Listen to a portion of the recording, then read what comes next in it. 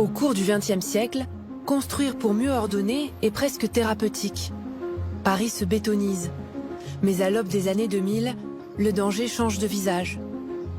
Partout dans le monde, les grandes métropoles sont confrontées au défi du réchauffement climatique. En 2003, la France suffoque.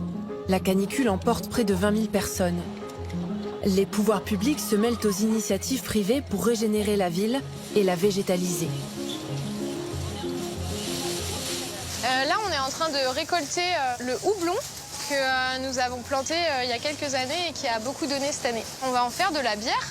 En termes de jardin, on a 200 mètres carrés en pleine terre qu'on peut cultiver. Et puis on a aussi 200 mètres carrés de serre. Et après, il y a tout l'espace de la recyclerie qui est végétalisé en entier. Donc il y a des plantes un peu partout. Donc on a plus que ça en réalité.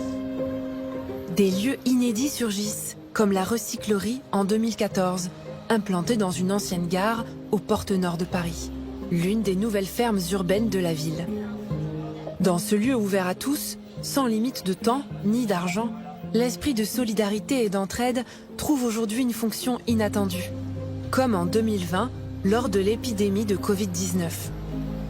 Ces 600 adhérents sont venus pour aller faire des collectes, pour aller coudre des masques, pour accompagner ceux qui voulaient faire des visières et tout ça. On a vécu cette épidémie, ça nous a fait comprendre qu'on avait besoin de lieux protéiformes à l'intérieur desquels on avait plus de nature, à l'intérieur desquels on avait besoin de plus de temps, à l'intérieur desquels on allait avoir conscience de celui qui est à côté et que l'on ne connaît pas.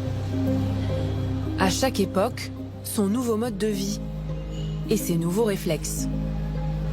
Dans un combat de longue haleine et qui évolue sans cesse, la ville apprivoise les plus grands dangers sanitaires. Une adaptation permanente, ressort secret de Paris.